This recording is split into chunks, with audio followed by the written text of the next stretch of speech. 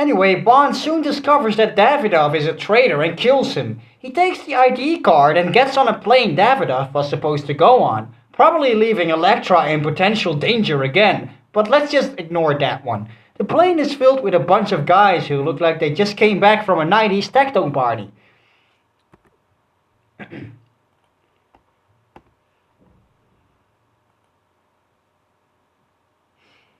Hey, how you doing, Angel? Seen your comments around today. Mr. Movie, how you doing, guys? It's just a regular Sunday here doing some voice work. Not sure if this is gonna be a fun stream, but yeah, it gives you a small look behind the scenes, I guess, while I'm doing some work. I'm currently on page 5 out of 8 for the script for episode 19. So yeah, I'm doing some more voice work here. Hope for you this will be interesting to see. Might have some spoilers though for the next episode coming out. But yeah, because I have stopped gaming around 2 years ago, DJ Gamer. I'm not doing any GTA or anything at all anymore. So yeah, guess this could be a pretty boring stream for you then in that case. Anyway, continuing on again. Another take. Anyway, Bond soon discovers that Davidoff is a traitor and kills him. He takes his ID card and gets on a plane that Davidoff was supposed to go on, probably leaving Elektra in potential danger again, but let's just ignore that one. The plane is... Fuck.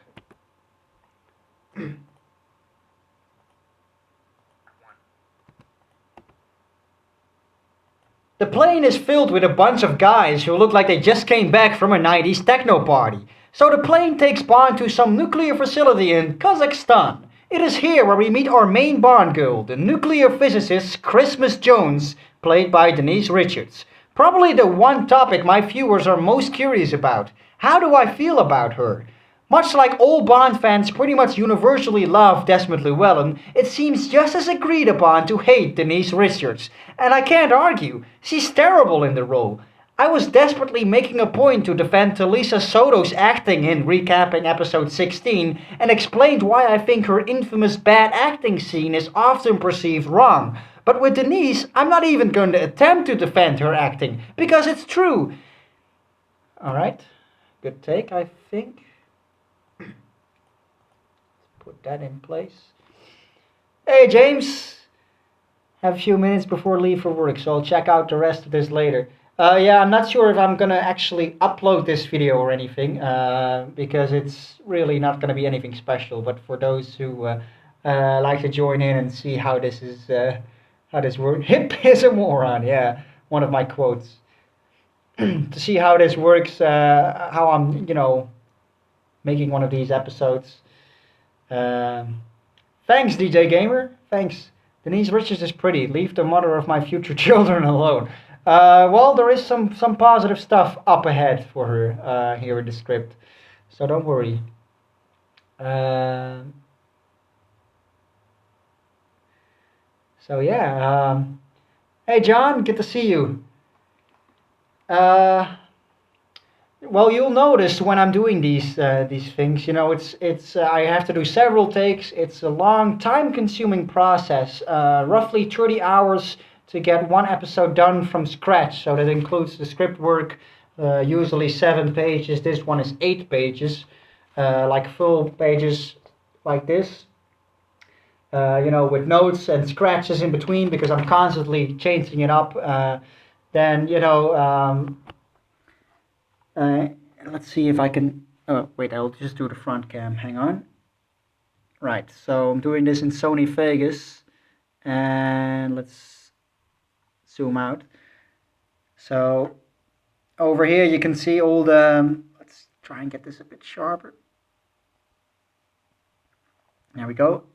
My voice work, and I'm now 20 minutes into the episode, but I'll usually continue around to the 30-minute mark, so I've got about this bit left to voice, and I think this one will be even longer, like 33 or maybe 35 minutes, since I've got a pretty long script this time around. And yeah, I've got some good things to show you here. Already have a really nice punchline joke in the middle, which I don't want to spoil until the episode is released. But for those of you interested, I'm trying to release this for my patrons this week, or well, next week actually, and then 2 weeks later it will be up for all other guys. So if you want to see this earlier, support me on Patreon. The link is usually in my description everywhere. So it's only $1.50 to get these things 2 weeks before the regular viewers get to see it. Anyway, let's see if I missed some questions.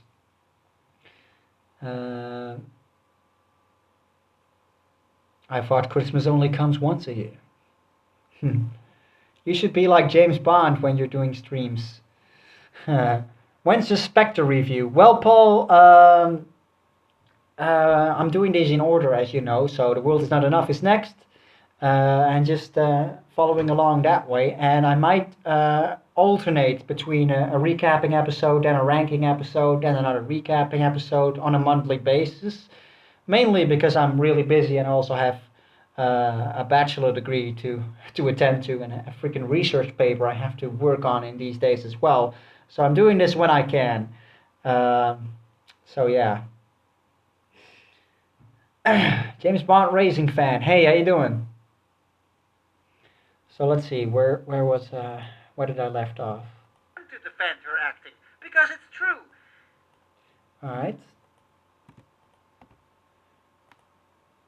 Soto's acting in recapping episode 16 and explained why I think her infamous bad acting scene is often perceived wrong.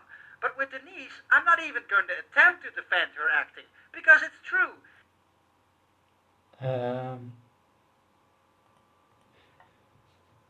Okay.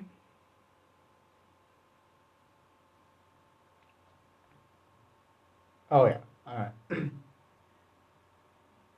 She even won the Razzie Award for Worst Supporting Actress for this film. I give her this though. Yes, she's playing a nuclear physicist, and sure, something along the lines of her cheerleader would have been more suitable for her. Of course it's not convincing, but it happens all the time in the series. We've had Tanya Roberts playing a geologist, Barbara Buck pretending to be a Russian with no Russian accent at all, and that really didn't convince anyone that she actually knew how to fight.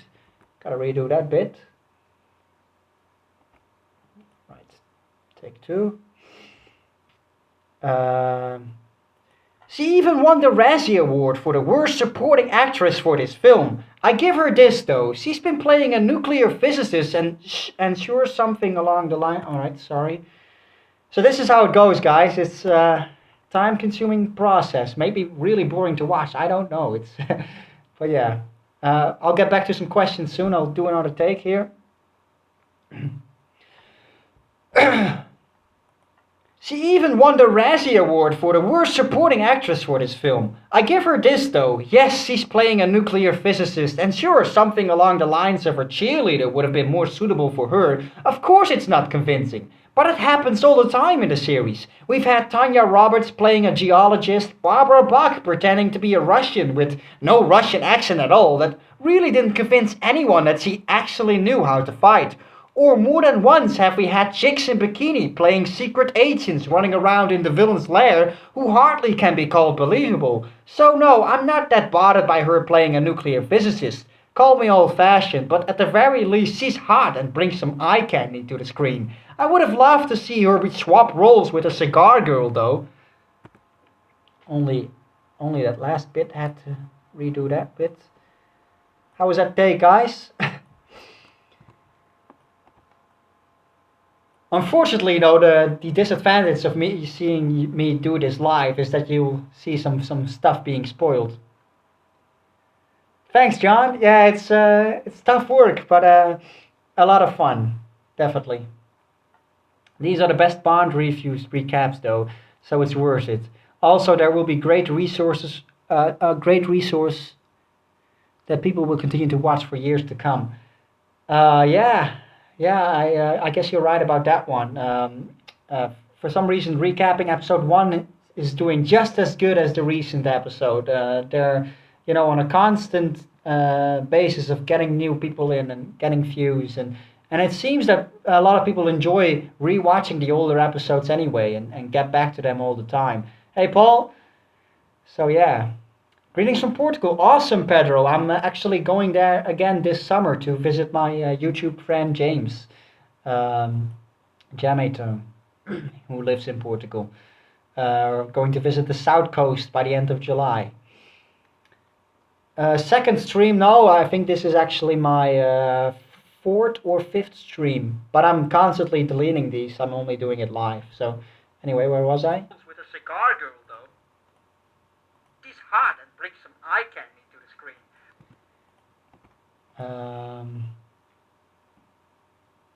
I would have loved to have seen her swap roles with a cigar girl, though. So Bond is undercover and poses as a Russian doctor working for the energy department. As he enters the facility, he finally comes face to face with Renard. Both Brosnan and Robert Carlyle are really good in this scene. Alright, have to place something here. Clip, I think. Oh no, I scrapped that.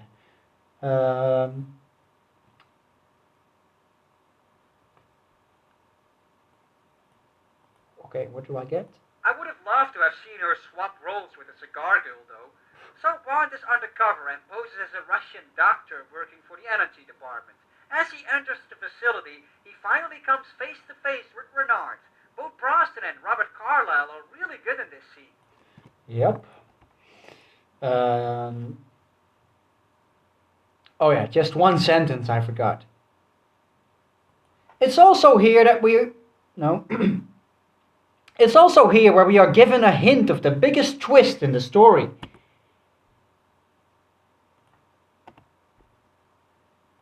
It's also here that we are given a hint of the biggest twist in the story. Alright. Really good in this scene. It's also... Alright, back to some questions. Who should be the next Bond after Craig? Opinions. Yeah, I've stated it before. For me, it's Aidan Turner or Tom Hardy. But Tom Hardy's more like a dream choice instead of a realistic one. Excuse my look today, by the way. It's really Sunday. You know, I haven't done anything to my hair or anything. It's just gone live and been voicing a recapping episode throughout the day. So yeah. Hello, Mohammed. Yeah, you don't have to beg for it, you know. It's just a couple of people here, so. All right. All right. I have to find a clip now that. What was I going to show here again? Oh yeah. There's no point in living if we can't feel alive. I need that clip now. To be threatened by a man who can't grasp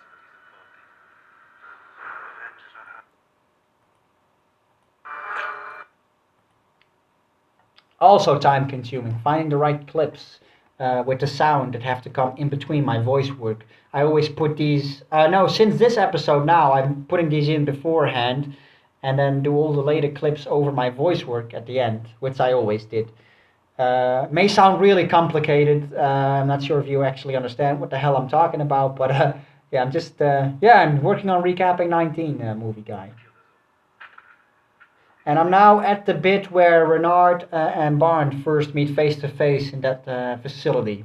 So I've voiced everything up to that point now. Yeah, but he's no atomic scientist. And I'm looking for that bit where I think I found it. Huh? Yeah, here it is. But then again. Yeah, here we go. But then again. There's no point living if you can't feel alive. Huh? Yeah, that's the bit I need. Things we do for YouTube, guys.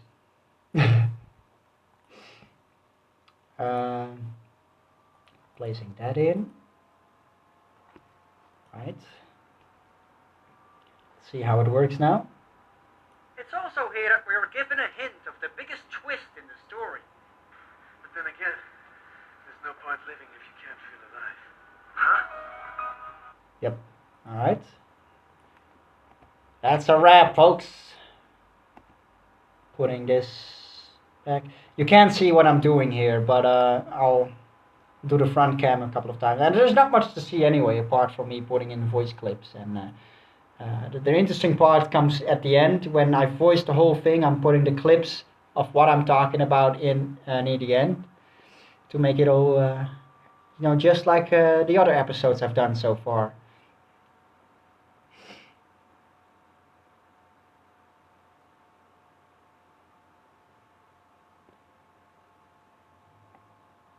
How can you show bits of the movie without getting copyrighted? Well, Kafida, I use some tricks for that. I actually crop and actually lots of them do get copyrighted. To be fair, I think I've only got 6 out of 19 episodes. There are 19 episodes up now.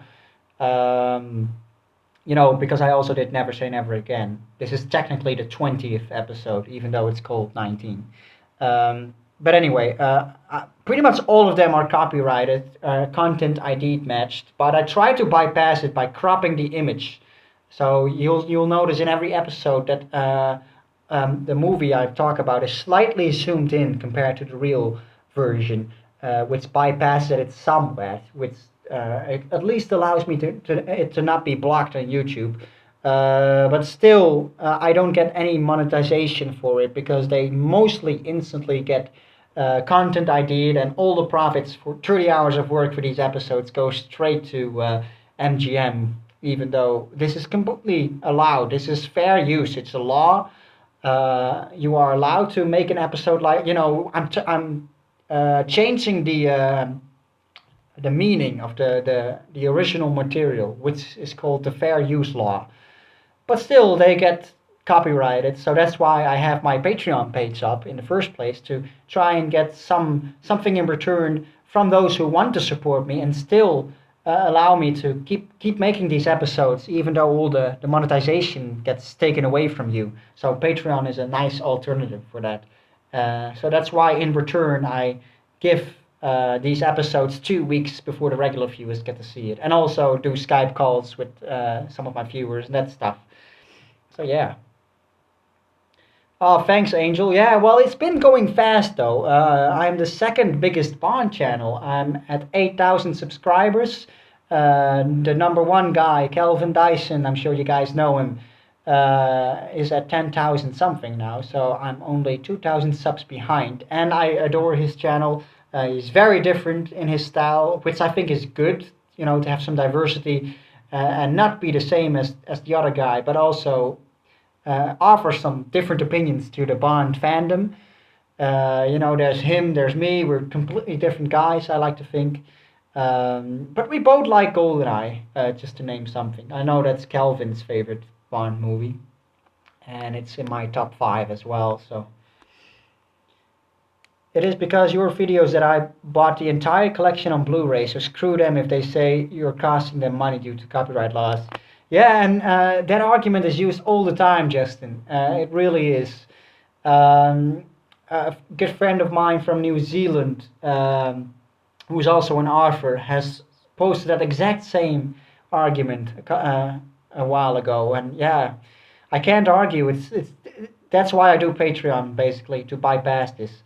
Would you like to do a collaboration with Calvin? Oh yeah, I would love to do that, but I'm not sure if he would be up for it. I kind of talk to him occasionally, but never really long. I talk a lot more with Haphazard Stuff, who is my personal favorite Bond channel, by the way, and I would argue a lot better than me in terms of analytic skills and video quality. Uh, Mine tend to be, a bit more focused on the humor and some analytic skills. But oh man, he did a Quantum of Solace review that's like 2 hours long, but it's spot on and it's fantastic. It's really enjoyable. Do you think you'll ever get to 100,000 subscribers? You deserve it. I'm not sure about that one. For me, the next milestone is going to be the 10,000 mark. Oh, thanks, John. Yeah, don't get me wrong. I'm not putting myself down. I'm very proud of my channel, and I like the work I did on it so far. And I like where it's going. I'm slowly getting all these recapping episodes up, and eventually I'll have a complete encyclopedia of all Bond movies for all fans to enjoy, which is great. And these ranking 007 episodes have now been launched and now also coming up. There's just the one episode now, but I'm obviously gonna do more of those too. So yeah, good things are coming, definitely. I was just saying, I adore the other Bond YouTubers as well in their own ways, and like to think haphazard stuffs are better than mine because he was definitely an inspiration for me. Hey Zane, how you doing? Yeah, I'm reading the Doctor No novel. Believe it or not, it's on my nightstand right now. I'm reading it, and I've read it 2 times before, I think, and it's great. Yeah, just like the movie. Anyway, I'm gonna do another take here. There we go. Some more serious stuff coming up here. That's when we learn about Elektra's true identity, and she's been working with Renard all along. Bond has been played out by her all this time. Bond has been played out by her. Alright. Bond has been played out by her all this time. Yep.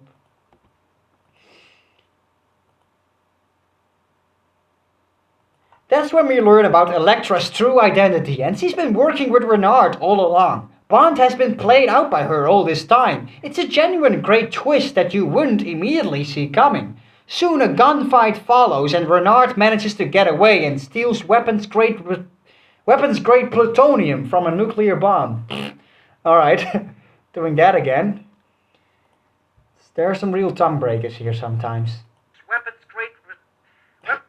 Um, A gunfight follows, and Renard manages to Alright, let's see. see coming. From here.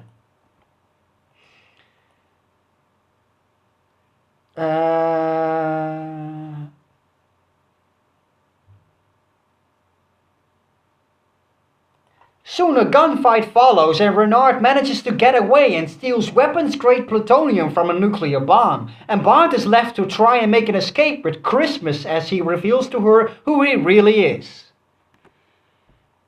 Oh yeah, that's the bit where the name's Bond. James Bond, that bit comes in. To do that clip now. Is that really necessary to show though? Yeah, I think it's an okay clip to do. Put in. I'm already 21 minutes in and I've got 3 more pages to go. So this definitely is shaping up to be the longest episode yet. And Tomorrow Never Dies already held the record, but I think I'm gonna beat it again. Hey Gosse, how you doing? Ja, klopt, dat is het enige forum waar ik op dit moment op zit. Talking Dutch to fellow Dutchmen here, guys. I have the comic book omnibus volumes, just volume 1. I hate myself, I'm leaving now, bye everyone, I hate myself. Well, whatever floats your boat, Angel, and wish you a nice day, don't hate yourself too much. Bye. Hey Joshua, I saw you at James's stream yesterday night. Oh yeah, I need to find that clip now.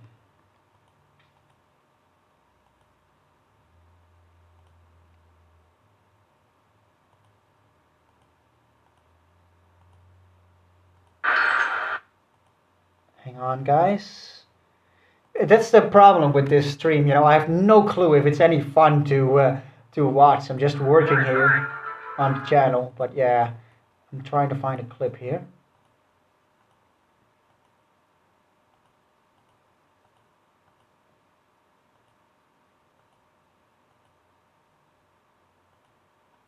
Right, the bomb, the fireball. Here it is. So you're a British spy. Do you have a name?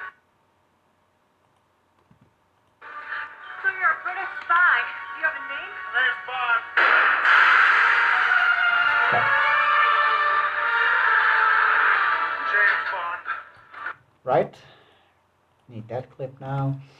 Putting that in.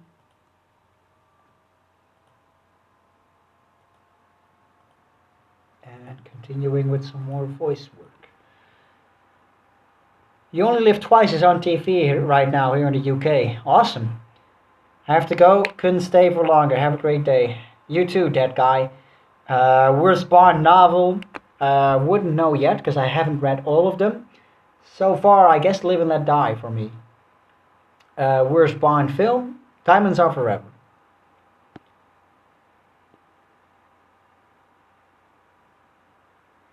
Yeah. Haphazard stuff. Yeah, I talked to. His real name is John, by the way, the guy that runs Haphazard stuff. And he's a lot of fun to talk to. And even when chatting with him, he sends me like huge messages that rival this stuff on Facebook, and I tend to send him back, and we talk to each other on a monthly basis. He's really fun, and the most mind blowing thing to me is that he also likes my channel. And that's crazy because I always used to look up to his channel for so long, and now he knows who I am. I have him on my personal Facebook as well. It's crazy. Same with Calvin actually, but I'm not sure how much Calvin has seen about my channel. But I am friends with him on Facebook. But yeah, they're both fantastic.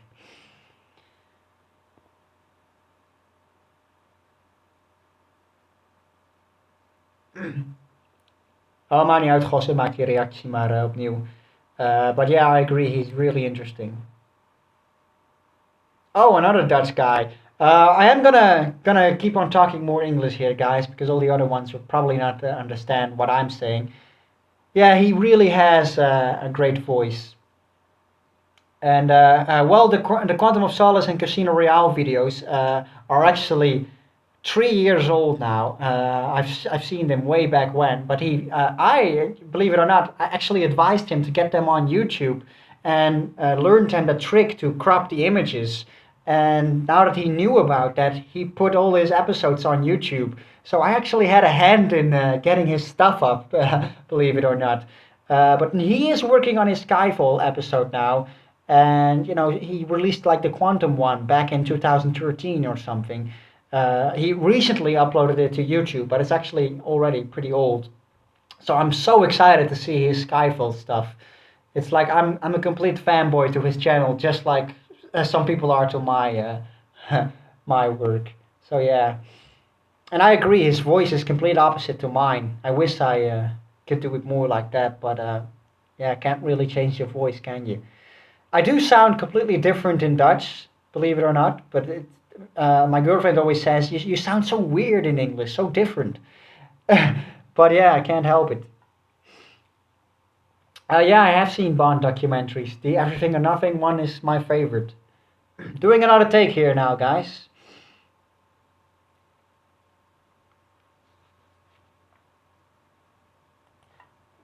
Of course, the facility is left to be blown up by a bomb, and we get some signature explosion dodging, and a couple of times before. No, I need to insert reading marks there. Another take.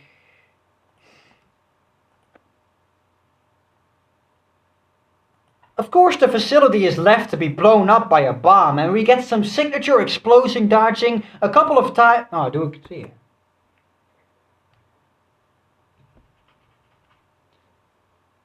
A couple of times. Comma. Here we go again. Of course, the facility is left to be blown up by a bomb, and we get some signature explosion. Damn it. Explosion. Of course, the facility is left to be blown up by a bomb, and we get some signature explosion dodging a couple of times before Bond and Christmas make their way back to safety. And Bond reveals he got a GPS locator card, which comes into play a bit later. I'm sucking here at this take today. One more time. Here we go. This time I'm acing it. Of course, the facility is left to be blown up by a bomb, and we get some signature explosion dodging a couple of times before Bond and Christmas make their way back to safety. And Bond reveals he got a GPS locator card, which comes into play a bit later. Bam, motherfuckers. Alright. Electra continues to play the innocent, damaged woman as she persuades her father's friend M to come to Azerbaijan and help her. That's coming next. All right. Let's see. It's so difficult to leave all of you. Uh, you, yes, yeah, Jose. I do speak a little bit higher in English. Maybe it's because, you can see in my recapping episode 2, I tended to voice more like this. Do an example. Of course, the facility is left to be blown up by a bomb, and we meet some signature explosion dodging, which I think personally think sounds more boring than the way I use now. It's more like, of course, the facility is left to be blown up by a bomb. I try to liven it up, but I'm not sure if that's even better. But yeah, that's trial and error. These things. Yeah, can you speak some Dutch? Sure, I can. It's really easy. Whatever you want me to say. Definitely, James Bond family. No third Bond film rule here. I agree, but I do have to say this is, and I said it somewhere in early on in the episode, easily Brosnan's best performance as Bond, which tends to happen a lot as well with all the Bond actors. Not just having the best movie the third time around, because I don't think that's the case with Daniel Craig. Close, but not his best movie. But definitely a great performance. But Craig has been good in all his movies, really. How do you say girlfriend in Dutch? Vriendin.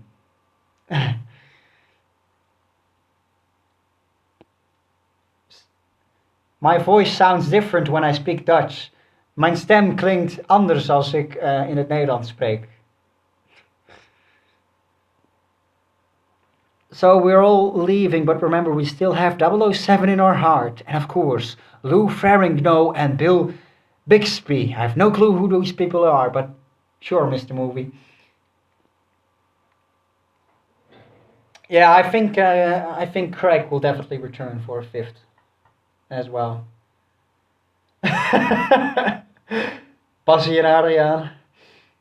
Where does your girlfriend live at? Nearby.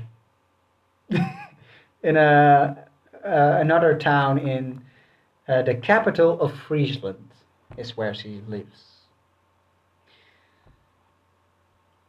Are you gonna read The Spy Who Loved Me? I heard it's a pretty different from the other books. Yeah, I'm planning on reading all of them. The story with that is I've read all of them in Dutch from Casino Royale up to For Your Eyes Only. So that's the first 8 novels. And then I was like, oh, I want to. Then I got the audiobooks and in English, and it was so much better. And I was like, oh, I'm gonna buy them in English now and read them with the audiobooks. And I've been doing that, and now I've read the first 5 again, and I'm in the 6th one, Doctor No, and I'm just making my way in order with the audiobooks, which is fantastic. So yeah.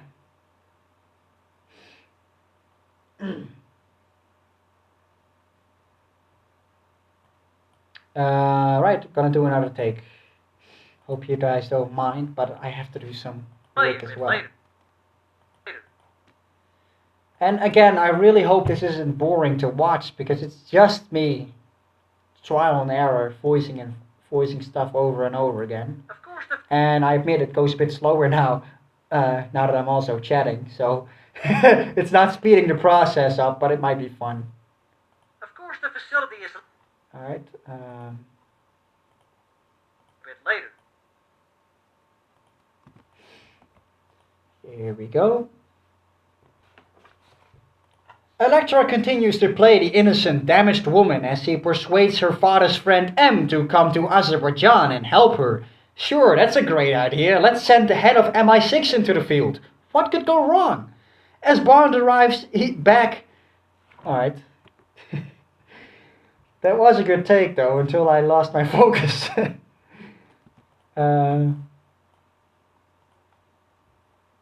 father's friend M to come to Azerbaijan and help her. Sure, that's a great idea. Let's send the head of MI6 into the field. What could go wrong? Alright. Um, As Bond arrives back, he confronts Elektra and reveals he knows he's working with Renard. She convinces Bond he's wrong and soon gets a phone call that her pipeline is under attack. Uh, Different tone, I think. As Bond arrives back, he confronts Elektra and reveals he knows she's working with Renard. As he convinces Bond he's wrong and soon gets a phone call that her pipeline is under attack. So M arrives in the field and they soon see that Elektra's pipeline is under attack by Renard as a bomb is planted inside the pipeline. Still not 100% sure that Elektra is indeed working with Renard, Bond goes out to defuse the bomb with the help of his nuclear physicist sidekick. With big boobs. Which is not going to be included in the episode, by the way. Let's see. When do you think this review will be released? Hopefully by the end of next week for the supporters on Patreon, and 2 weeks later for the regular viewers, because the patrons always get this first. Who doesn't, John? Who doesn't? My girlfriend's got some, I shouldn't talk about that now. Alright. Because, here we go. As Bond arrives back, he confronts Elektra and reveals he knows Yeah, that was pretty good. Bond goes out to defuse the bomb with the help of his nuclear physicist sidekick. Oh, there's a great little joke I put in the middle of this episode, and I don't want to spoil it, but there's definitely stuff to look forward with this episode. Mine too. Good for you, John. Going over to page 6. This scene is a first glimpse of the franchise's action scene. Oh yeah. Doing a little foreshadowing of Die Another Day in this episode as well. I'm now at the pipeline scene where Bond is defusing the bomb with, Miss Christmas Jones, and doing some foreshadowing here. So here we go. This scene is a first glimpse of the franchise's action scenes being completely done with CGI, something we'll be seeing a lot more during the next film. But I'll get to that in the next episode. It's nothing spectacular though. I don't think a full-on CGI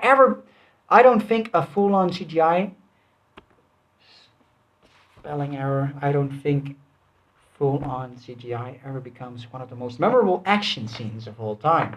No, it never happens, does it? Because who remembers the pipeline scene as a highlight too? The world is not enough. It's definitely the pre-title sequence that stands out, doesn't it? Anyway, this scene is a first glimpse of the franchise's action scenes being completely done with CGI, something we'll be seeing a lot more during the next film.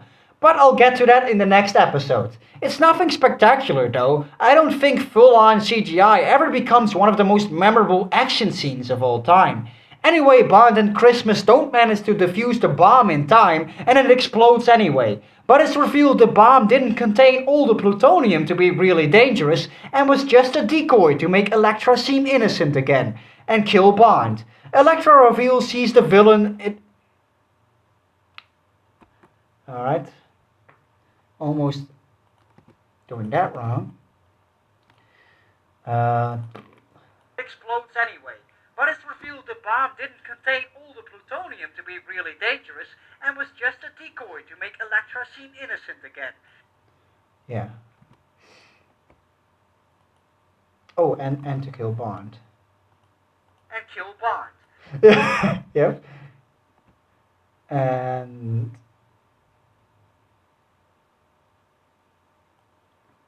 so Elektra reveals she's the villain. It was her that killed her own father and now kidnaps M for advising her father not to pay the ransom money back when she was kidnapped. It's pretty interesting though. All this time Renard was considered the main villain of the film, and he still is often considered to be the main villain of this film. That's een beetje dubbel, hè? And he's still considered to be the main villain of this film all the time.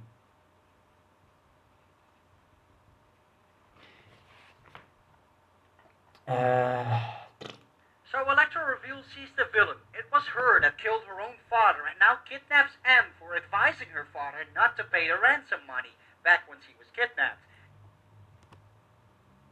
It's pretty interesting though. Yeah, from here. It's pretty interesting though. All this time, Renard was considered the main villain of the film, and he's still often considered to be the main villain of this film all the time. But it's really Elektra who is the head of all this. She wants to take care of the competing oil pipelines and is essentially using Renard to accomplish this. That makes this the only Bond film to date in which the main villain is female, actually. Well, a case could be made for Rosa Clapin from Russia with Love, of course, but she was taking orders from Blofeld. Renard and Elektra are revealed to be lovers, and M is left imprisoned in a tiny cell. And is it me, guys? There is this scene I'm talking about now where it's implied that Renard and Elektra King had sex. And since Renard can't feel, and this is for the people that have seen The World Is Not Enough, by the way. Um, and I was always wondering, could Renard feel anything while he's having sex? Maybe I should put it in the episode as well. Because it was a thought, like, how did he do it? Did he have, like, numb sex or something? Because it is definitely implied that he does do it, but, he doesn't feel anything. So, yeah. Maybe just me, though, with a dirty mind or something, but it always had me wondering.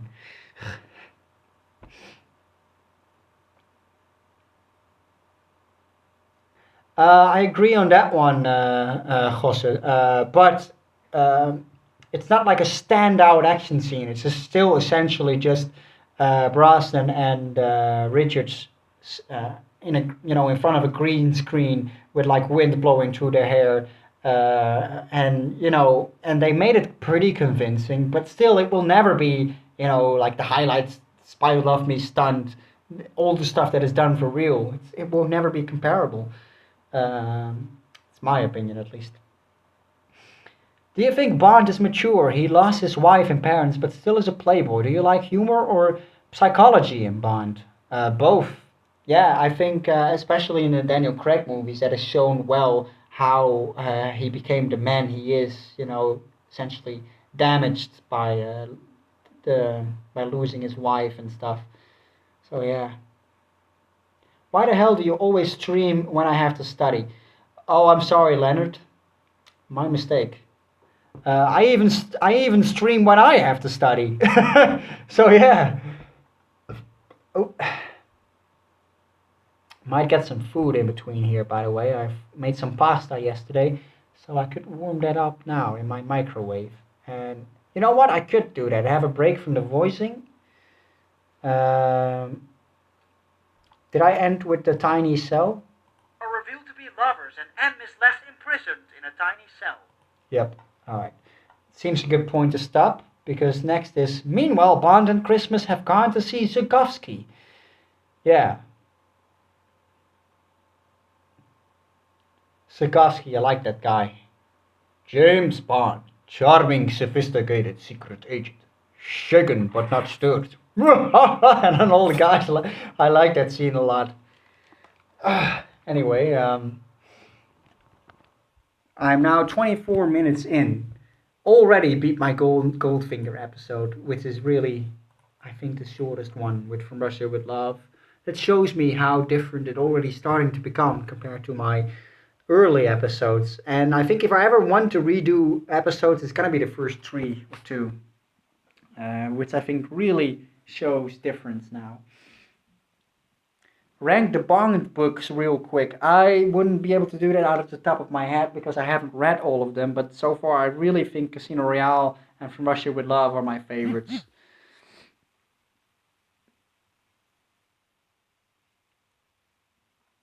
Yeah, I do prefer GTA games to the James Bond games, but in terms of fandom in general, I'm of course a much bigger Bond fan than I am GTA. But yeah, as a game, yeah, there's no competition with that. God, my hair looks awful. I never usually don't even go out in public looking like this, but yeah, I'm really uh, strict when it comes to my hair. I visit a special barber, like a gentleman's barber, every 4 weeks. I've been doing so for I think 10 years. Not to this gentleman barber. I've only been going there for 2.5 years now, and I do that because I get curls, and I can show you what I use for my hair. I use like kind of the similar stuff that Sean Connery uses, which is not hair gel, it's not wax, but it's this. It's called pomade, and it's really the best thing ever. It's at least I think it's great stuff. It's like yeah, I can actually open it and show you what it is because I have no clue how to say that in English. You have pomade for your lips, you know, that kind of stuff. When you have dry lips, well, you also have hair pomade, which is this. And you only need a little bit, and it never gets sticky. And you can always just comb it right into the model you want. You can get it as high and low as you want to look a lot better than it looks now. And yeah, I love that stuff. Never, and it's 17 euros for just one little bottle, but it's so worth it because I'm never using hair gel crap anymore now, which I really used to use a lot back in the day. And I also tended to use a pretty expensive hair gel back then, but now that I know about that stuff, yeah, never doing anything else. Now, not getting paid to do this, Leonard, not at all. Uh, well, I'm getting supported on Patreon, which technically does slightly pay it, but yeah, the hair model, yeah. Well, when it's normal, yeah, I should really. I'm even tempted to do my hair and then come back online, but oh well. You should do a live stream with your girlfriend sometime. Does she like any GTA games? If so, which one is her favorite? No, she doesn't like GTA games, but I could do a live stream with her soon. More voice work after the commercial, guys. Don't touch the dial. Yeah. Lock up your daughter. Shoot your son. Cause Dutch Bond fan is in town. Voicing Recapping 19. After the commercial. Right, I've got more pasta I made yesterday. Putting some of that in the microwave.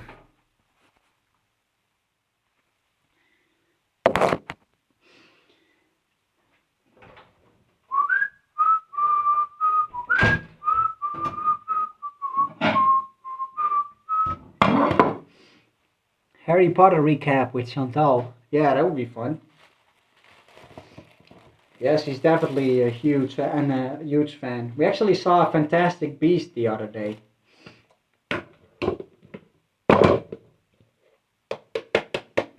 Oh, damn it.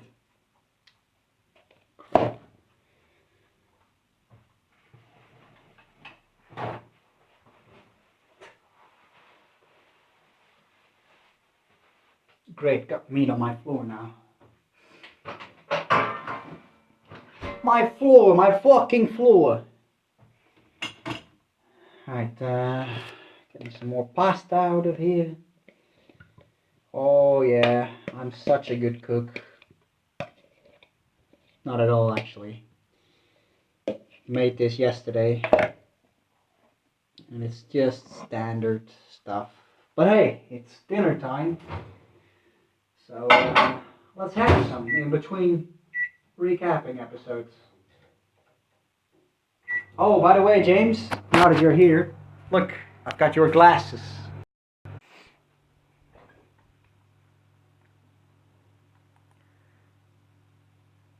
Oh yeah, the stream did stop for a while. I'm not sure if now the other one is gonna get uploaded automatically. But I'm back. Right. So, you know what? I think it's me being in the kitchen next to my microwave or something that the connection gets bad or whatever.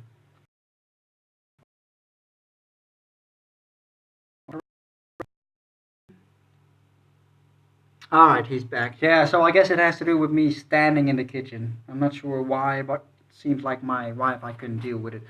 Anyway, James, I was showing you your uh, the stuff you got me because you guys may like to know. Let's see if I can do this without really getting into the kitchen. Keep my phone outside of the kitchen.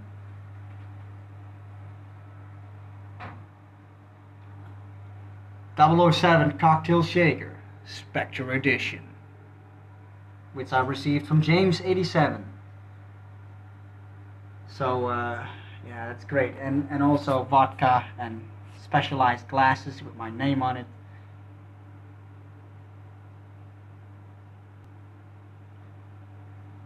Yeah, and Joshua, we I may actually do a live chat together this summer because um,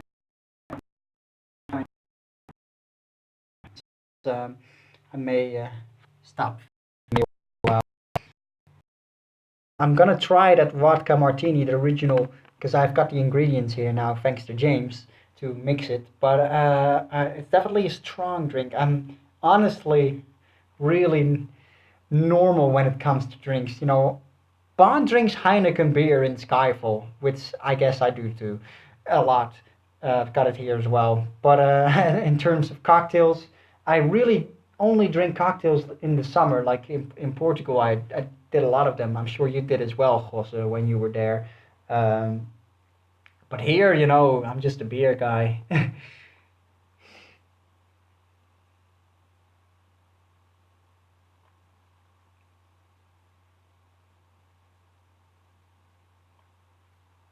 So, am I still on, or is this not working anymore?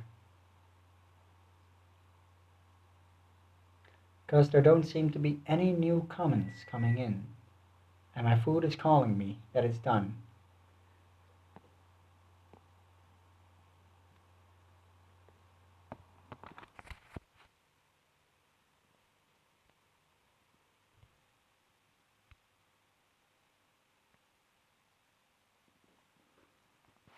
Nice. It's working. Right. Be right back, guys. Getting my food out of the microwave. So, yeah.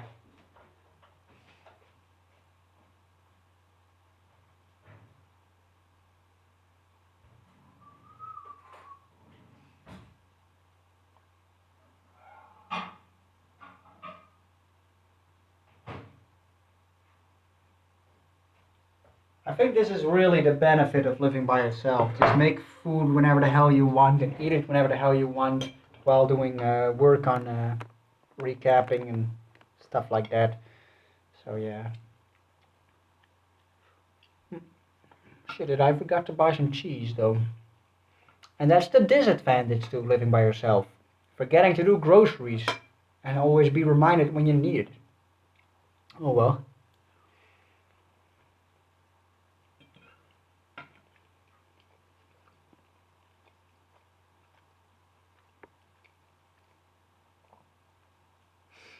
Yeah, Joshua, I've received that message 3 times now. It's okay. Mm, this is nice. This may be a little bit awkward for a live stream, though, seeing me eat. Mm. Oh well, in the meantime, I could answer some questions, I guess.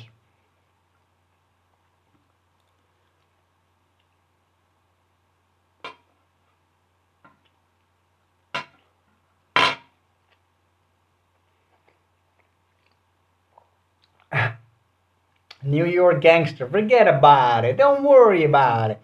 Yeah, I wish I liked that accent as well. I tended to joke around with the accent back in my GTA game days, but I don't think in my Bond movies reviews I sound like that at all. No, I don't really follow Eredivisie at the moment, Jos. I know that Feyenoord is a contender this year, and with you being from Eindhoven, you of course are for PSV, um, which I do prefer over Ajax and Feyenoord myself. But no, I am always really into the World Cups, but not really in club football.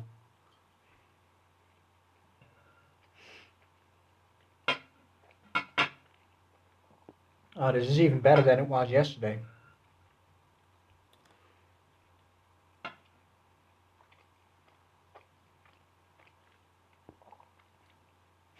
Oh yeah, maybe Joshua. I'm not sure, but we can see what we can do.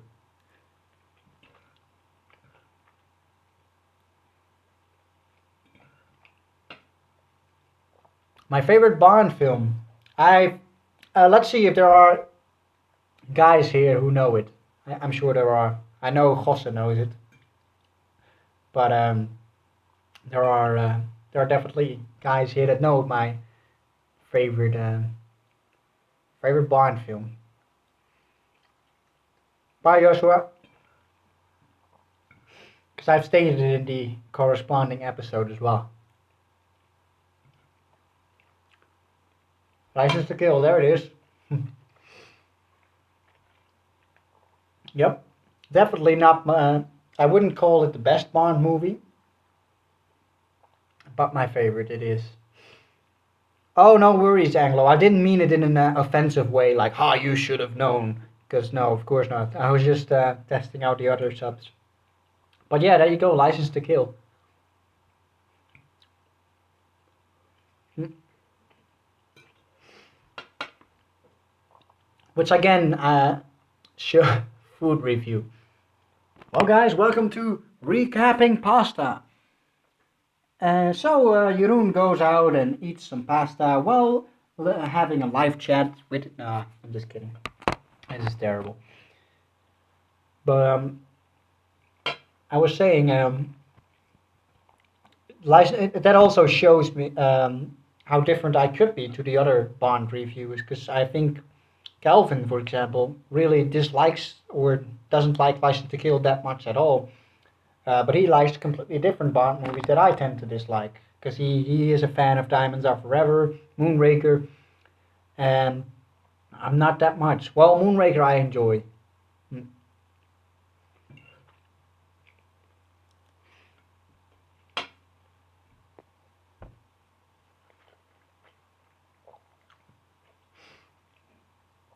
Well, they're really good, Ryan, and have a look at my channel. I've reviewed the first couple of Bond movies, and hey, you may enjoy them. And there's definitely bad Bond movies out there and really good ones. It's really diverse. There's completely ridiculous Bond movies and very serious ones. It always reflects the times they were made in. Ja, helemaal waar, Gossen.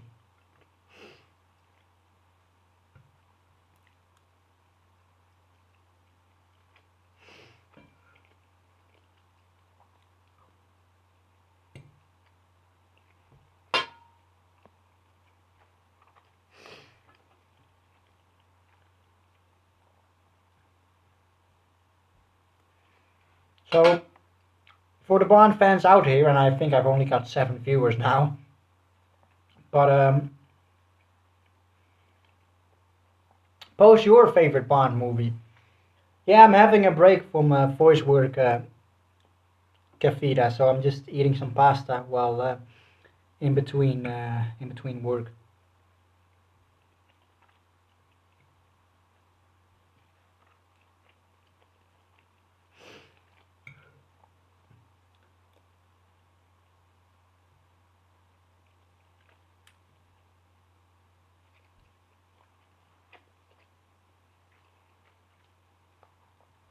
Living Daylights, awesome.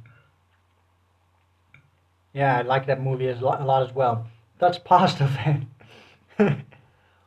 I am. I am a Dutch pasta fan.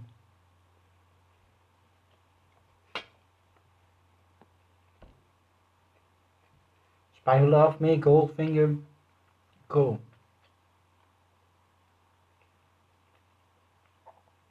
Shirley Eaton is my channel icon. Awesome. Casino Royale. Yeah, well, I really agree that objectively, I think Casino Royale is the best Bond film. And in my current ranking, it's actually number two. And I would say it's a better Bond film than License to Kill. I just have the one nostalgia element holding me back from, because it's just my favorite, the one I enjoy watching the most. But man, Casino Royale is good as well. I can't wait to get to that recapping episode, and we're almost there now anyway. Just Die Another Day and this one to go. And I think Die Another Day is going to be a fun episode as well to make. Because I really haven't seen much positive reviews of Die Another Day. Um, and I'm I don't think mine will be much different.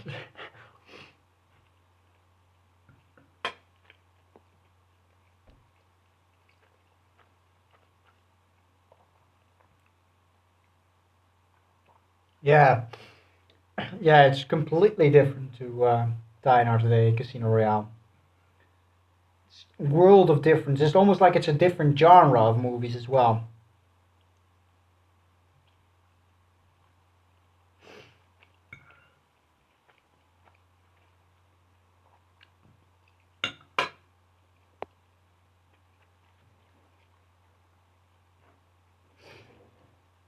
Getting a drink, guys?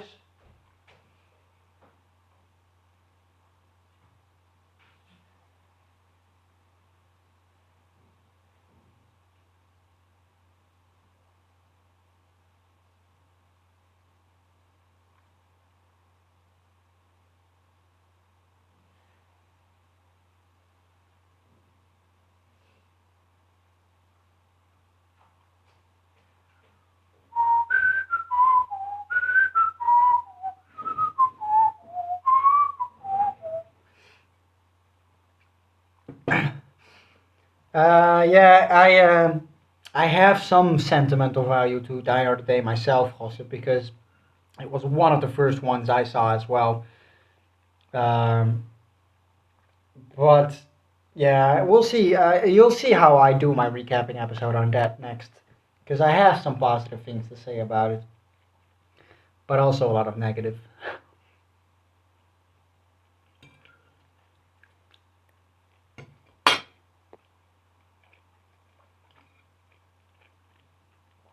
I agree, Liam, and look up haphazard stuff. He's on my channel, and my sponsored channels on the side, and you'll see his review on Quantum of Solace. It's 2 hours long, but it's spot on. It's gonna be really difficult when I get to my recapping episode on that um, movie, and not be influenced by what I think, because I have such a the same opinion as him on most movies, so I'm really trying to come across difference. Um, but yeah, it's a great review. Look that up if you want.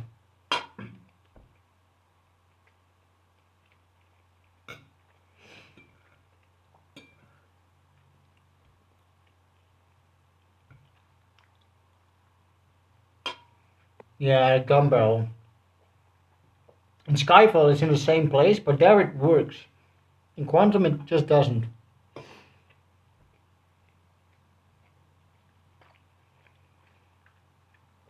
That's true, Paul. Yeah, you can. Yeah, you can skip it, but you'll miss some. You miss out a bit in Spectre. I agree, especially concerning Mr. White and stuff.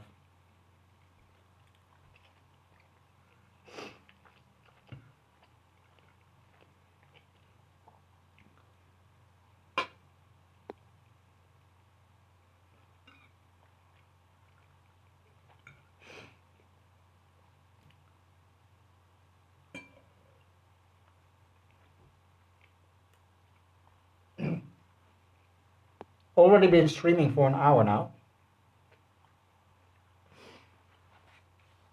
So let's see. I've got the.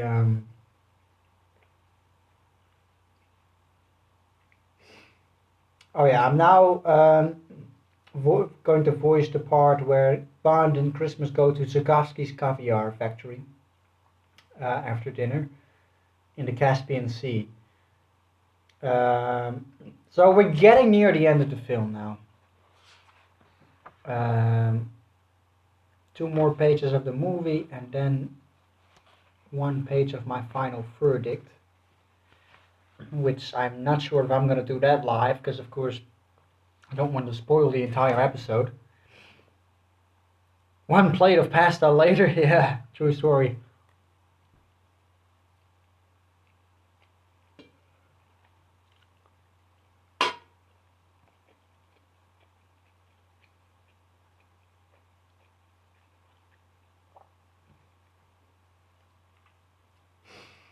Yeah, the plot.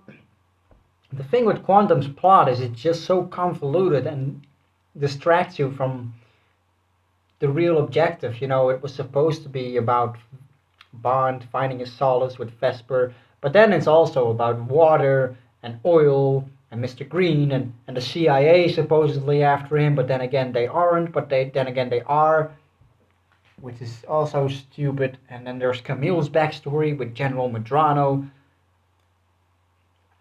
Yeah, it's a weird movie.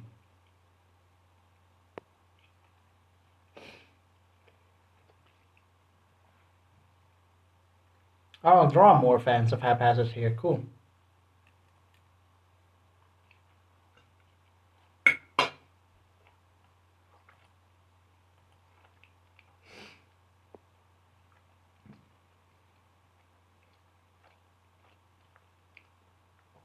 I'm not sure, Kafida. I think spy novels are probably at their best when they take place in the early Cold War, because that's really the spy era. So yeah.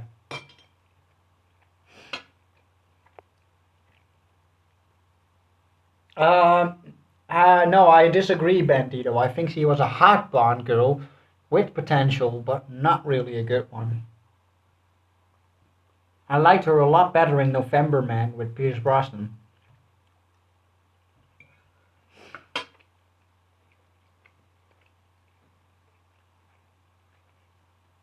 Yeah, I agree, Mason. It's very reminiscent of Jason Bourne.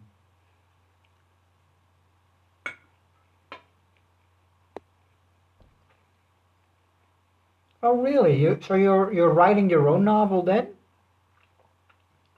Yeah. You told me, Gossa. I've seen the picture of you meeting her. Strawberry Fields. Gemma Arterton. Arterton? Esterson? Arterton? Hmm. Something like that.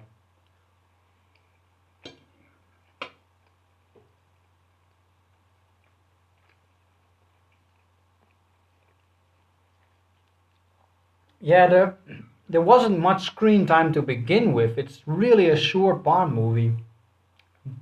Like 50% of it is action.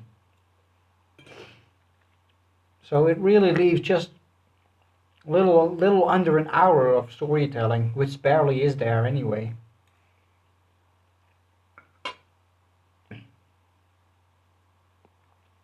Somebody's sending me a link. Watching that later. Oops, sorry guys. But yeah, I might do some voice work after dinner and quit the live stream for then.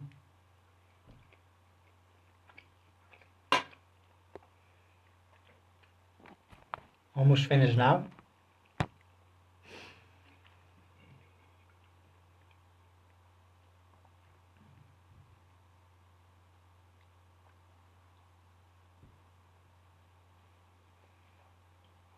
Yeah, and also what I really hate is in the end, Mr. Green says, "I told you what you wanted to know about quantum," and then Bond goes, "Yes, you did."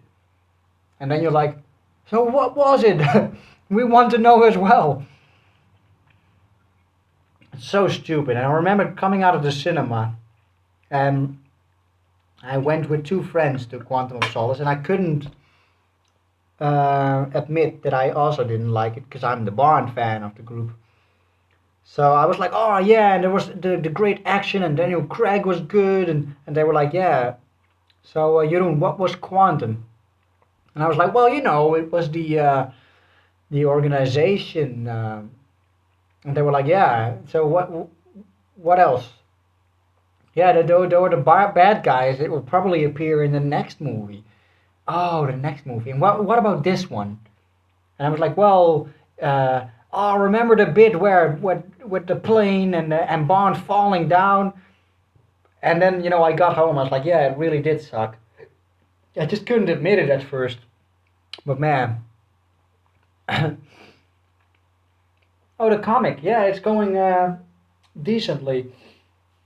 Um, I've got 22 pages done, finished now. It's going a lot slower lately, but I'm still working on them for my Patreon supporters that received them, which I think are now 7 people, or 8 even.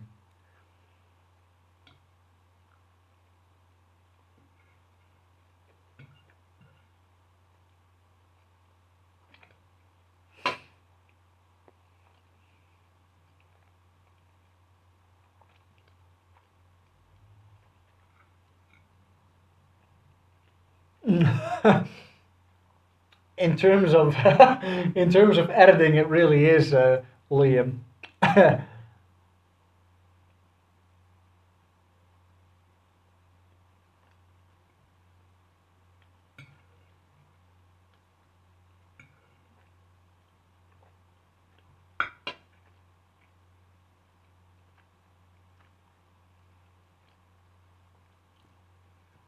That's right. It's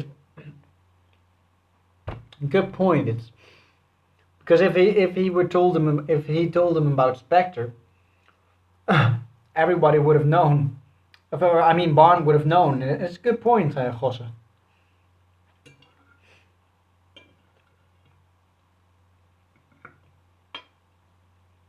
It's just so weird.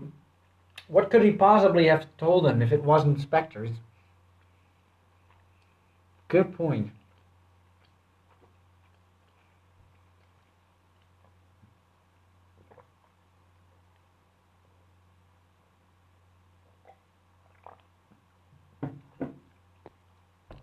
Do you have complete script for your comic, or you improvising while drawing? I tend to think it out and like storyboard it, but not nearly as well prepared as I do my recapping episodes or whatever. Because this is planned out to the teeth, my episodes and everything. But that started as just a hobby, and it still is. But I kind of plan it out page for page and have the general storyline in my mind because I've read the novel. Um, that's kind of how I do it. Really unprofessional.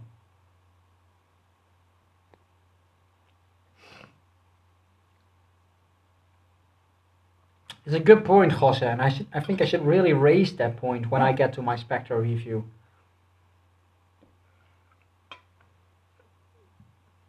Anyway, cleaning this up and doing just another take of Bond at Segovsky's caviar factory, and I think I should be offline a little bit later then. Be right back, guys. Just bringing the plate back so I can have some space to voice this.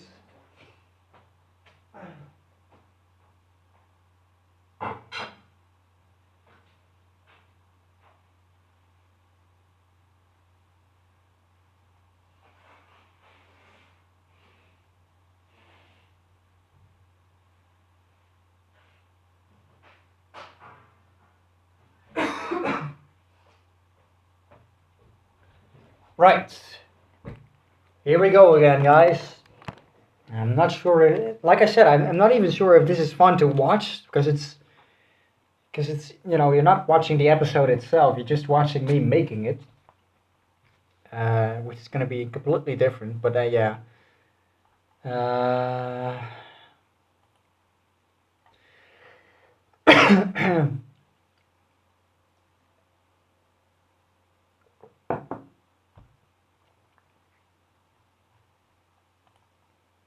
Cell.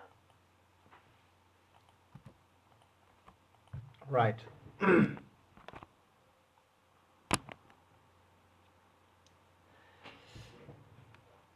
Uh, Meanwhile, Bond and Christmas have gone to see Stokowski at his caviar factory in the Caspian Sea. Bond tries to get some information out of him as to why Elektra paid him $1 million in the casino during the Hyde card game.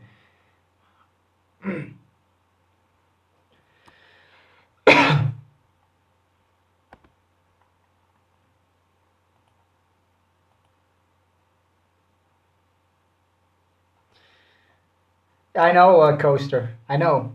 Uh, yeah, I should get one soon. One broke down in my Octopussy episode, and I've been using this since my Never Say Never Again episode, I think. Something along those lines. No, wait, I got this later. I got this. This is not a cheap one, uh, but I got this from License to Kill onwards, I think.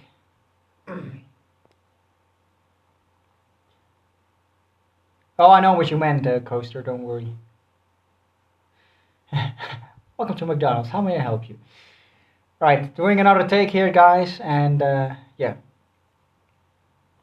Meanwhile, Bond and Christmas have gone to see Shukovsky at his caviar factory in the Caspian Sea.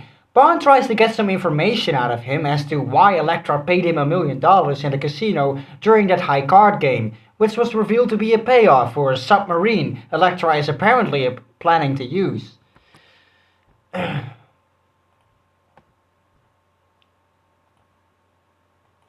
Meanwhile, Bond and Christmas have gone to see Shukovsky at his caviar factory in the Caspian Sea. Bond tries to get some information out of him as to why Elektra paid him $1 million in the casino during that high card game, which is revealed to be a payoff for a submarine that Elektra is apparently planning to use. We are then dropped into another action scene, just for the sake of it. Some of Elektra's men show up and attack the place with a helicopter carrying a saw. It's all pretty underwhelming. It's mainly Bond uselessly shooting with a pistol at a helicopter and dodging some more explosions. The setting it all takes place in isn't visually great to look at either. It's all dark and obviously set in a studio. It gives Bond a small excuse to actually use his gadget card though. I guess they didn't want to make the same mistake they made in GoldenEye, so they have him fire some missiles at the helicopter before being cut in half. Alright, how was it, guys? Decent take, I guess. May redo it again, but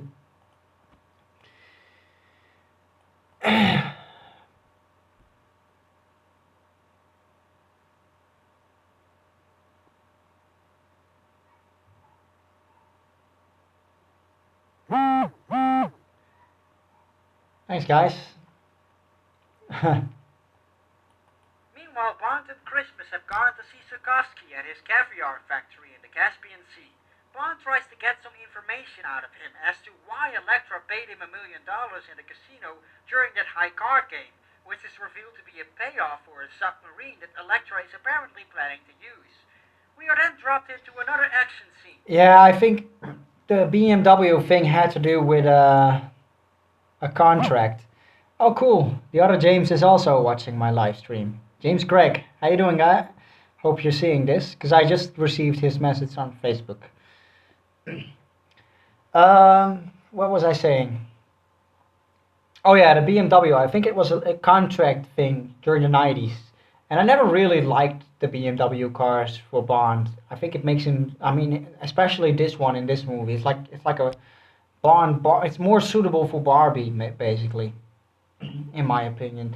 It's I'm so happy they went back to Aston Martin in Die Another Day. At the very least, that's a highlight to the film. Because it's a way better looking car than any of the other uh, cars he drives in his other movies, apart from the DB5, of course, in GoldenEye. Just for the sake of it. Some of Elektra's men show up and attack the place with a helicopter carrying a saw. It's all pretty underwhelming. It's mainly Bond uselessly shooting with a pistol at a helicopter and dodging some more explosions. The setting it all takes place in isn't visually great to look at either. It's all dark and obviously set in a studio. It gives Bond a small excuse to actually use his gadget card though. I guess they didn't want to make the same mistake they made in GoldenEye, so they have him fire some missiles at the helicopter before being cut in half. Yep. Um, like I said, guys, this may spoil a lot of what is coming up in the episode. But then again, I'm only showing a small portion, and it may be completely different when I'm actually finished with it, because I'm constantly, switching things up in the script. As you can see, I'm making edits all the time, like scratch a whole line or change lettering, and or I just add something, that I have to say. It's a complete trial and error process. Uh, so I was at the cut in half car. There's just one line that has to be said behind this. Bond manages to defeat the helicopter by setting off an explosion, and in the end, Sokovsky's whole factory falls apart. The insurance company is never gonna believe this. I need to put that clip in now. And yeah, you'll see, because I don't think you can quite gather what I think of this movie from the parts I voiced just now, but I have a pretty strong opinion about this movie. Um, and a lot of it was in the beginning, which I didn't stream. So yeah, there's definitely still surprises in store concerning my opinion on this film. Anyway, yeah, sexually attractive, The Vanquish. I agree. Yeah, Robert Carlyle did do a good performance as Renard. You need to. When I saw some behind the scenes footage of this movie, because I was doing research and searching for clips, and there is an interview of him, and he's really Scottish, and he sounds so different than how he does in the movie. Uh, yeah, he's really good as Renard. Bond manages to defeat the helicopter by setting off an explosion. Let's see.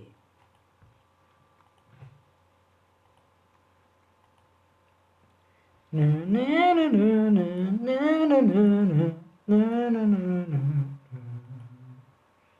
think I found it.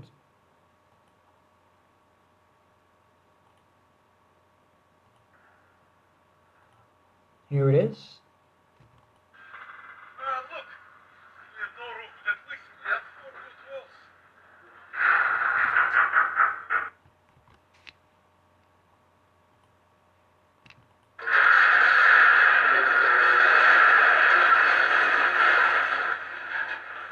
The insurance company is never going to believe this. Right.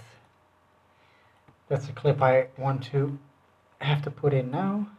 So right now I'm 25 minutes into voicing, and I still have 2.5 pages left to voice. So should put me over the 30 minute mark.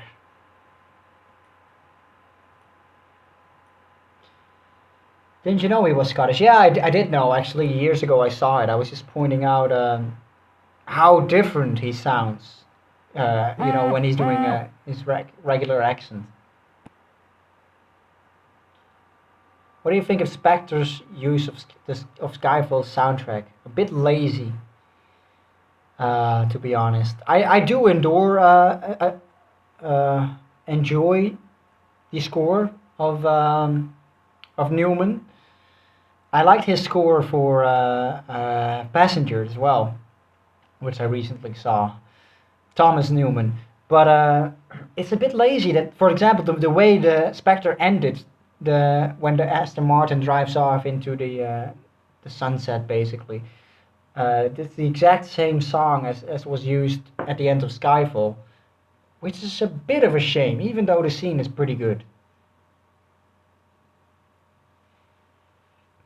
Yeah, yeah, well, Barry did do it a lot as well. Well, yeah, but there were at least subtle differences. But then again, I really liked a bit, which is also in Skyfall, but again used in Spectre, which is the when Bond is trying to rescue Madeline from the fallen down old MI6 building. You have the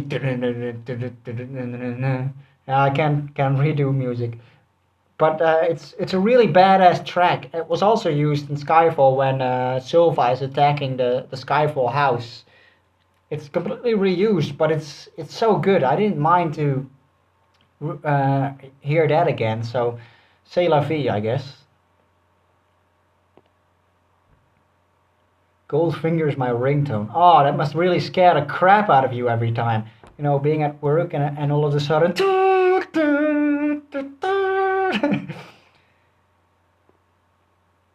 Hmm.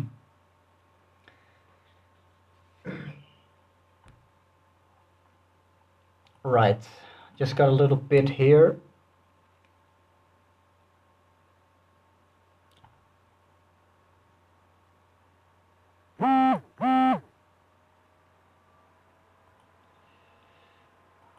I have a really fun clip where this episode is starting off with, if you guys are interested. It starts off like this.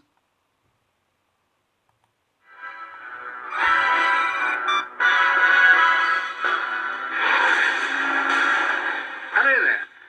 Look, I'm just testing this highly explosive top secret Tomorrow Never Dies video game for PlayStation. The game starts where Tomorrow Never Dies ends and challenges you to think, act and behave, or possibly not behave, like James Bond. I must think it's lethal and it's going to explode in the stores this autumn. Look, as I'm here, I might let you into a secret. There's a new Bond film coming. We haven't got the title, it's just the number, Bond 19. And they're going to film it all over the world. It'll be opening next Christmas, 1999. That's going to be a great way to start the millennium, isn't it? What? And that's when I start talking. So, yeah, lots of spoilers here already for you guys, but you choose to watch it yourself, of course. But yeah, I thought it was an enjoyable clip to start it off with. It really shows the period of the 90s, what was going on, and, you know, a new Bond movie in 1999, just before the millennium and stuff. It's, yeah.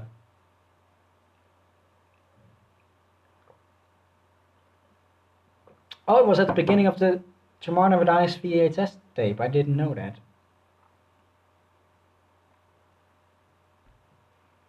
Maldini 88. By the way, are you a fan of the actual Maldini that played for Italy? Because that's pretty cool.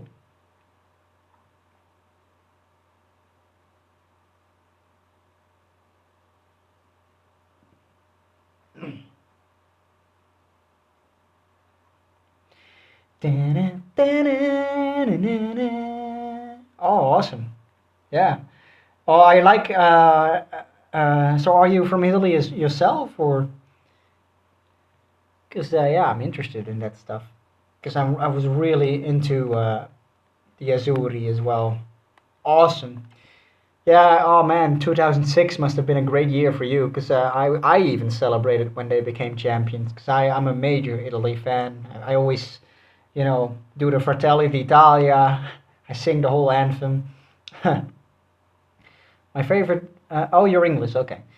My favorite Bond theme and title song. Title song.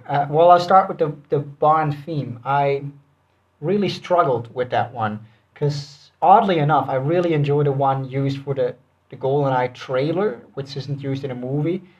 The one I also used recently in my top six Bond actors. Yeah, they all sound like that. How can you? I can't reenact it, but the one for the trailer.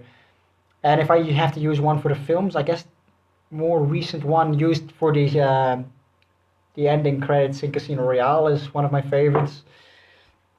And I like the one in Die Another Day, and in this film as well. The World Is Not Enough, and the older ones like in Doctor No. There's a lot of good Bond theme versions.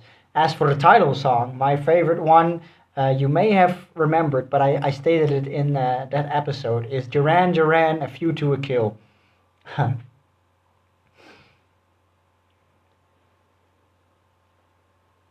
You should try Gino Vanilla's Nightwalker on top of the Quantum of Solace titles. It's awesome.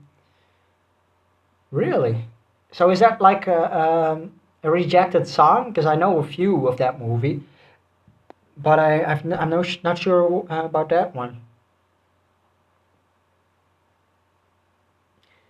Yeah, well, I think he did know it was gonna be his last. I know he wanted to do more, but then again, he is talking about his retirement, and he brings in the replacement R, which is introduced in this film, and ironically enough, he did die in that car accident the same year, December '99, the month this film was released in the first place.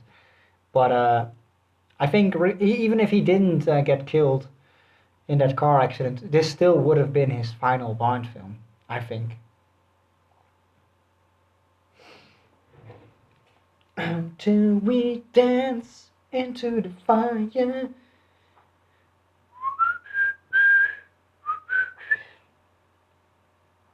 Yeah, don't worry about it, Jos. Doing just a little small take here. It's just a little piece of information that I have to get out for the plot here. So, recording that, it's about Bond finding out what Elektra's scheme is. So here we go. So Bond, Sikorsky, and Christmas soon find out that Elektra is planning to use the plutonium that Renard stole for her and place it inside the submarine's nuclear reactor. The nuclear explosion is targeted to destroy Istanbul, and with that an important strategic route, or should I say route? Should I say route or route, guys? I think route, strategic route. Yeah, route is better, I guess. Hello, Judith. Good to see you again. Both. Doesn't matter. All right. Route. Yeah.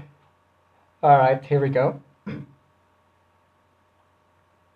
So Bond, Sikorsky, and Christmas soon find out that Elektra is planning to use the plutonium that Renard stole for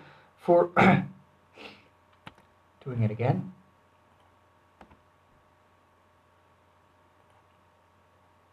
So Bond, Sikorsky, and Christmas soon find out that Elektra is planning to use the plutonium that Renard stole for her and place it inside the submarine's nuclear reactor. The explosion is targeted to destroy Istanbul and with that an important strategic route of her competing pipelines. Still don't have it quite yet, but we're getting there.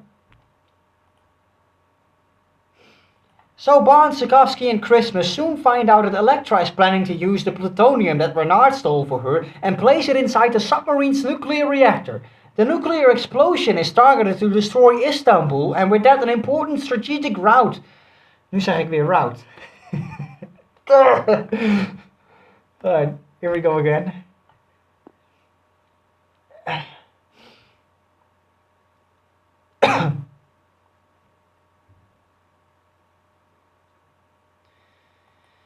So Bond, Sikorsky, and Christmas soon find out that Elektra is planning to use the plutonium that Renard stole for her and place it inside the submarine's nuclear reactor. The nuclear explosion is targeted to destroy Istanbul and with that an important strategic route of her competing pipelines and make it all look like an accident in the process. Right, I needed to get that little technical babble out of the way. And I'm gonna place the clips of Bond looking at the screen in the command center of Valentine with this. And then M is using the battery to activate that GPS locator card. I still have to talk about that. Yeah, route or route, an important strategic route. Strategic route. In that case, route sounds better. I said route, didn't I? Let's see if it's understandable. Is targeted to destroy Istanbul and with that an important strategic route of her competing pipelines. Yeah, I guess that makes sense.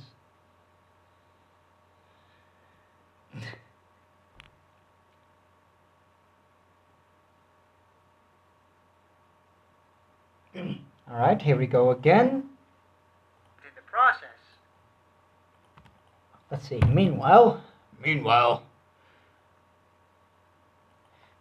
M uses a battery to activate the GPS locator card, which she got from Bond a little while back, by the way, so she can signal her location to Bond. They are soon made aware of her location, Maiden's Tower, but all of that is pretty pointless to the story, as one of Sikorsky's men is revealed to be working for Elektra, and they capture Bond and Christmas and take them to the location M is held as a prisoner anyway. That was a long sentence. I really have to do more shorter sentences because of my let's see how it sounds though. I think it was alright. To the story, as one of Sikorsky's men is revealed to be working for Elektra, and they capture Bond at Christmas and take them to the location M is held as a prisoner anyway. Right.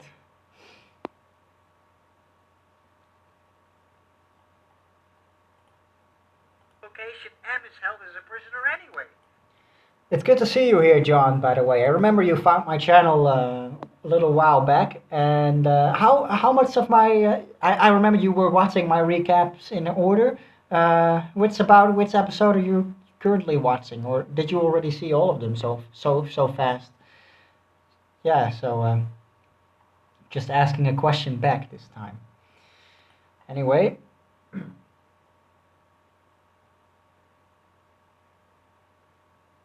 So Christmas is taken to Renard, who's already aboard the submarine, to set Elektra's plan in motion,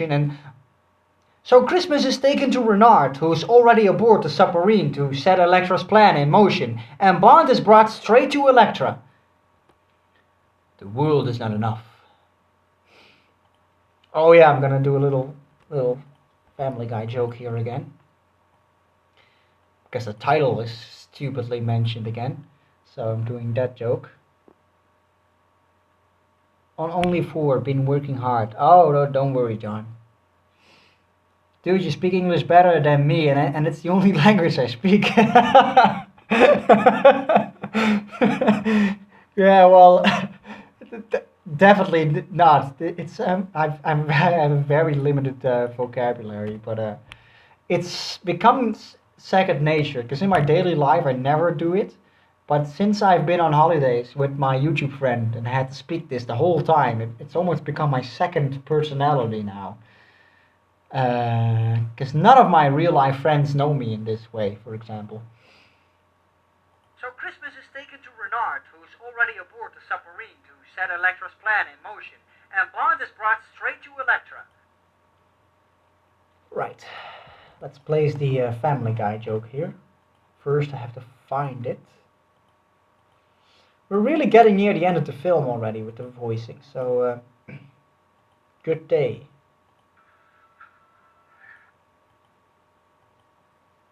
I do really like the chair sequence I'm about to embark on, the torture bit. The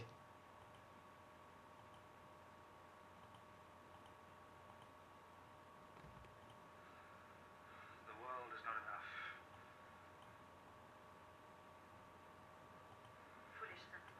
There it is. The world is not enough. Right.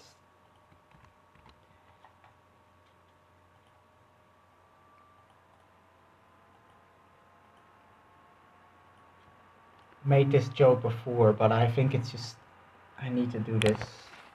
Let's see if it works though. I think I made it in A View to Kill. Yeah, there it is.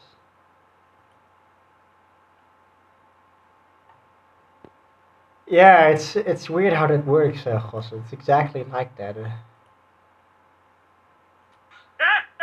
said it! He said it! All I'm saying is, what if this is as good as it gets? There it is! There it is! Yeah, using that one this time. So what you'll get is probably this. Because it's so stupid how the title is shoehorned in. The world is not enough. There it is! There it is! Something like that. move back to my front cam. Damn it. There we go.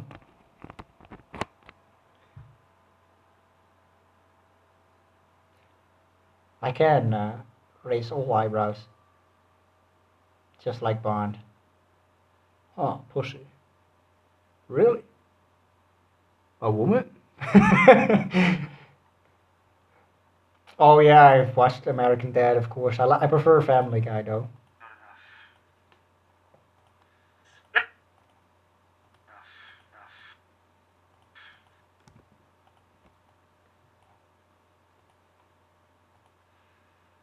The world is not enough.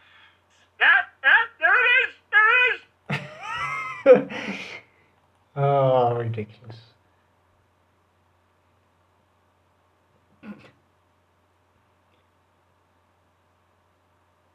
It's the same, greater English than me.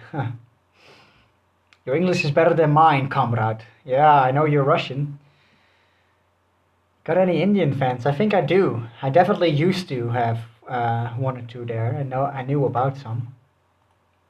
But that was in the GDA days. But yeah, maybe there are some people watching that. I think there were. Maybe in the Octopussy episode or comments you can find there of people talking about India. Uh, Johnny English and Kingsman, Gossen, because I really like Kingsman. And tomorrow, by the way, tomorrow the new trailer is gonna be released. The first trailer of Kingsman, Kingsman 2, The Golden Circle. So yeah, I'm hyped about that one, because I adore Taron Egerton. He's exactly what I mean, he's my age, same age and stuff, and I wish I could play that part he did. Eggsy, oh man, so I'm jealous about that. I mean, imagine making that movie, going to with your friends to a pub or whatever, and see the movie where you were playing a secret agent together with your friends of your age. Oh man.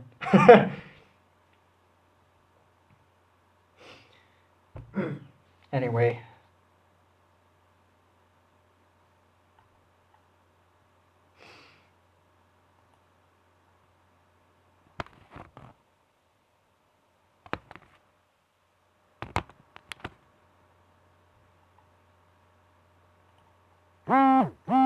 After shoehorning the title in again, Christmas is brought. No, wrong line.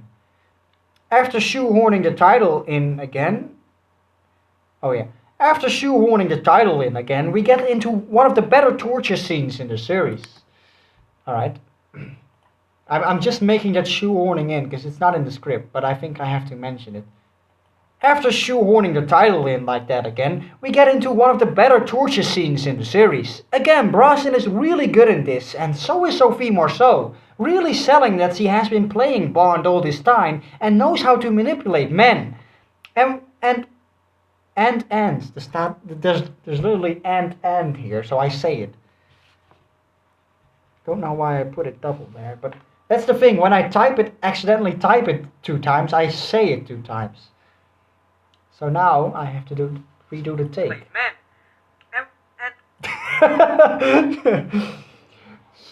Oh, fucking dumb. Deleting that. And knows how to manipulate men.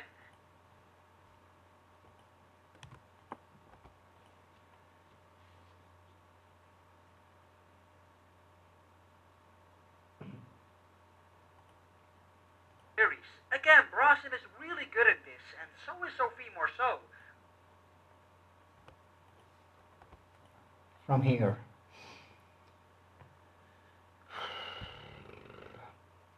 She's really selling that she's... Crap, out of water. She's really selling that she's been playing Bond all this time, and... Nee. She's really selling that she has been playing Bond all this time and knows how to manipulate men and always gets her way, which is a real turnaround to the innocent and vulnerable act that she has been holding up early on in the film. She even chopped off her own ear to make her seem like she was really hurt during the... Crap. During the what? Why did I place a freaking enter here? During the kidnapping. Oh, okay. During the...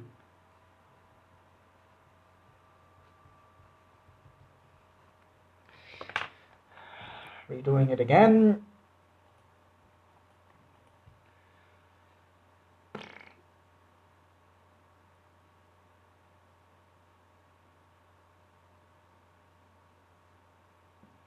She's really selling that she has been playing Bond all this time and knows how to manipulate men, and she always gets her way, which is a real turner.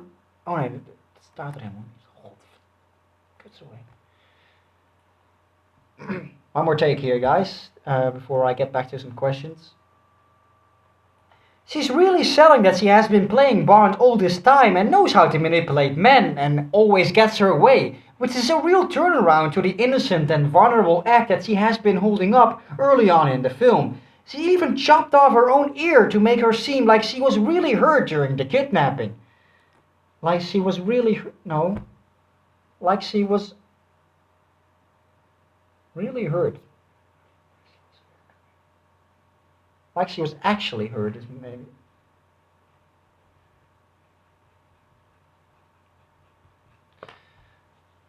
It's not like I'm not using the word actually enough in my reviews, but yeah. Redoing that little bit. That she has been holding up early on in the film. She even chopped off her own early on in the film. Something I noticed about Elektra's missing earlobe is early on in the film, Bond looks in her file and it clearly says misses one earlobe. I never noticed it until recent viewing. So just a little Easter egg there.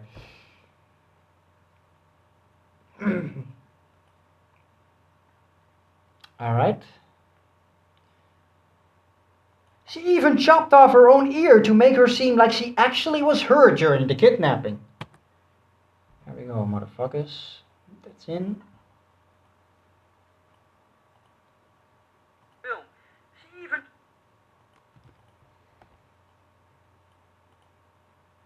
even chopped off her own ear to make her seem like she actually was hurt during the kidnapping.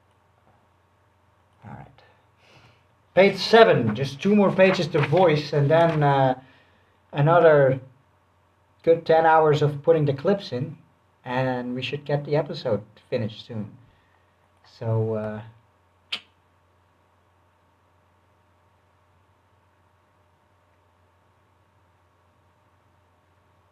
oh yeah, good luck with the novel, Kafia. Yeah, maybe visit me on Facebook and tell some more about it, because I'm interested to hear that stuff. Awesome. So, yeah. Anyway, see you later.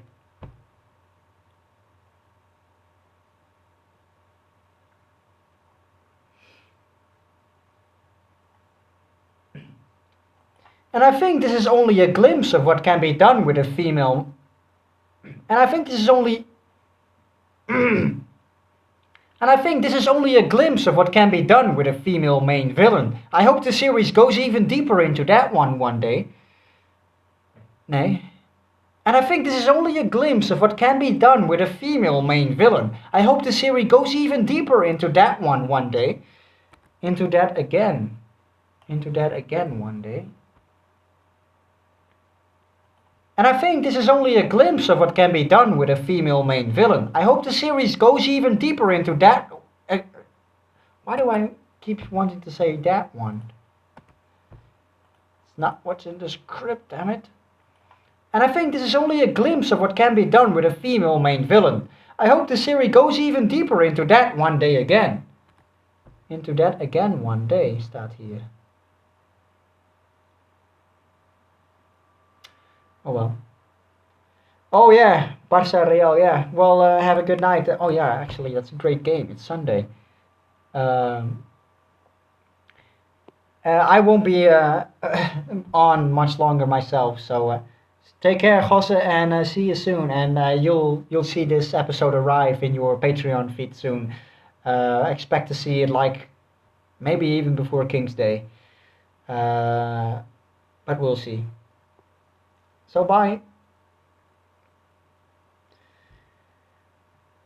Have you seen the James Bond misogynist video? It's funny as hell. No, I haven't. But it sounds like it's completely in my street. So yeah, I would want to see that one.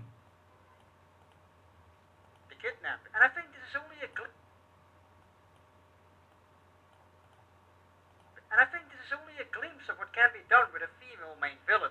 I hope the series goes even deeper into that one day again. Right. So,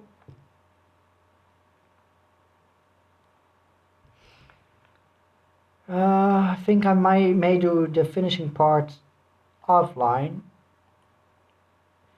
But yeah, there's definitely a lot to look forward to with this episode, I hope. And like I said, I hope it isn't too boring to. Well, don't worry about it, Bentito. Only do it if you can really, if you really want to support me. I'm pretty grateful with the 26 people supporting me right now. Yeah, so do whatever you like, and there's you could always just wait a little bit longer to get the new episode regardless, and that stuff. It's all greatly appreciated, but I can't force anyone to do it. I can only uh, advise people if they want to do it, and of course give them some benefits in return. But yeah.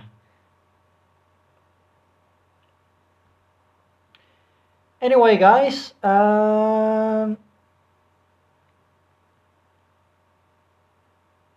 yeah, you'll see. If unless there's just just some questions, then I'll go offline and do some more voicing in my own time, because I think it goes a little bit faster that way. These videos make my day every time they come out. Oh, that's great to hear, man. Um, could you guys? I'm interested in it because you are the audience of my recapping episode. Well, at least most of you guys are. And what do you like most about my recapping episodes? Is there any particular joke that stuck around, or maybe something in the style I do that you like or dislike? I'm really interested in feedback on. Now you're just seeing me work on one, but of course you're used to seeing the finished products, and I've released 19 episodes so far, with Never Say Never Again included. So I'm interested to hear your thoughts about it. Any particular favorite episodes? What do you like about the recaps? Is there anything you dislike about it? Your voice, love your voice. Oh, that's that's a real revelation because it's the one thing I hate about my videos myself. I much prefer a more quiet kind of. I'm a bit. Bond goes there, and then he does. I'm a bit loud. Every time I try to improve it, but I fail every time because it's just a style. But thanks, it's good to hear the voice. Great humor, great points of view. Your English is easy to understand. Yeah, thanks, Paul. Uh, yeah, it's tough to come up with good jokes every time, but I think I've got some pretty decent ones in this one, which weren't in the stream that you'll enjoy. Out of the introductions and the background information. Yeah, I think I deliberately did that as well. Haphazard stuff does it too, and he goes a lot deeper. And Kelvin doesn't really do it, so I try to do a mix, like do just a short background information that leads you into the review, because usually I relate it to the review. And it's good to hear you guys enjoy those little bits. Love your enthusiasm. Thanks. Your disdain for Pierce Brosnan. Well, wait, disdain, is that. I don't really have that much of a disdain for the guy, or do I? Let's look up that word. Yeah, well, kind of, but not in the. I'm not. I kind of like him as well, because it's not like haphazard stuff that really dislikes him. And he makes some fair arguments for that, by the way.